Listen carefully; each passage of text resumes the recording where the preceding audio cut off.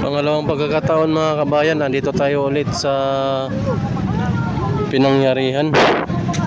So marami pala mga media dito. Tulad ng GMA. Bawal na mag-video pag Ayan o. bawal mag-video pag live.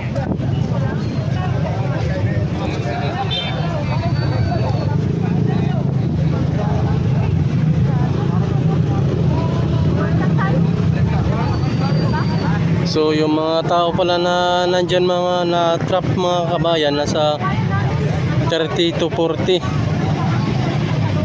So sa ngayon wala pa tayong update kung may na-rescue na sila. Kawawa naman yung mga nadaganan dyan. Sana buhay pa sila.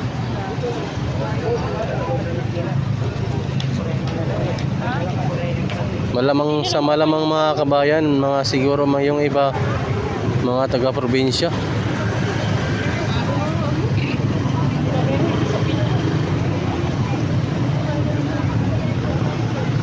Binalikan namin, update lang namin kayo.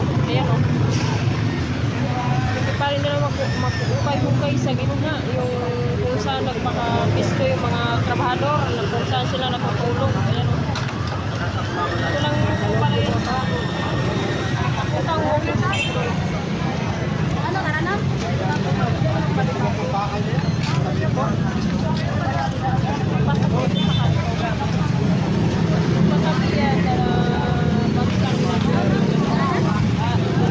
Matagal pa yan mga kabayan kung ganyan yung yung kalakaran ng pag-rescue. Sa bagay, dahil marami kasing bakal, saka iniwasan din nila yan mga kabayan yung baka gumuho yung mas lalong gumuho yung mga bato.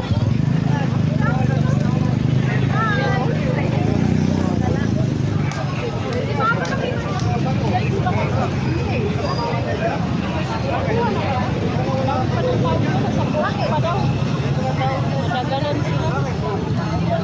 Kanina alam namin nasa 45 o 20. Tapos ang iba sabi naman nasa 40 pa daw.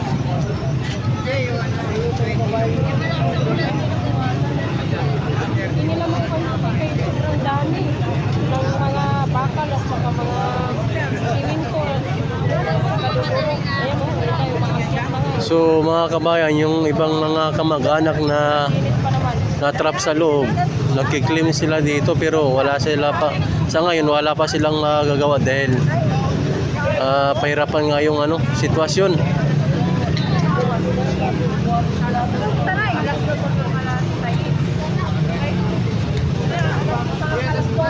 Lang yan mga kabayan, no? Street mo lang yan. Doon yung walking street, corner siya ng South Star Drug. Tapos galing ka doon sa Friendship Highway, sa main gate, gilid lang siya ng halos harap siya ng Jollibee. Ito yung Jollibee, oh.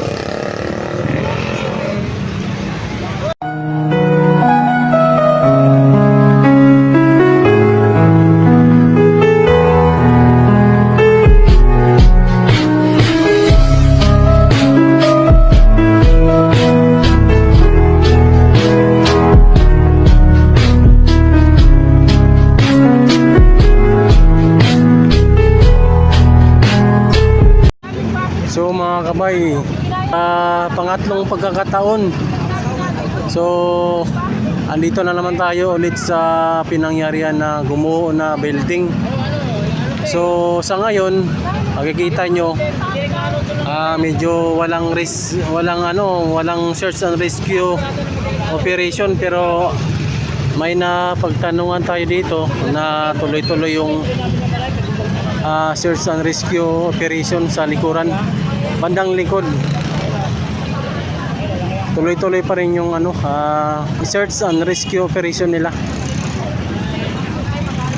Makikita mo lang dito, medyo walang tao, pero sa likod niyan meron pong nag-ooperate para ma-rescue yung mga taong nasa loob pa.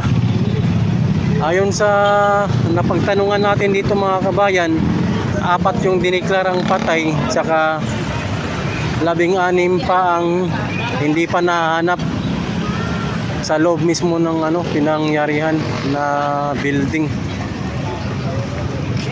So andito yung mga yung dump truck saka yung crane. Andito tayo ngayon sa gilid ng highway mga kabayan. Sa ngayon medyo, kung makikita nyo dito sa mismong harapan na walang tao or tahimik, pero tuloy-tuloy pa po yung nila, operasyon nila. Di lang pwede natin malapitan kasi mayroong mga bantay. Bawal po natin lapitan mismo yung pinangyarihan mga kabayan.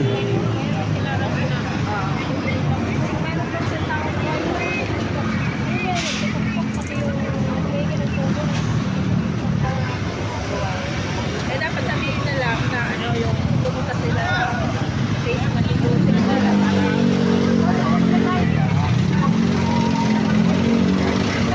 Yung Red Street mga kabayan, no.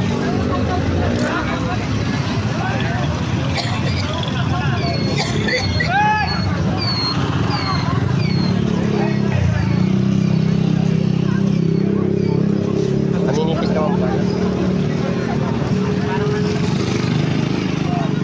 So mga kabayan, mula nung gumuho ito ng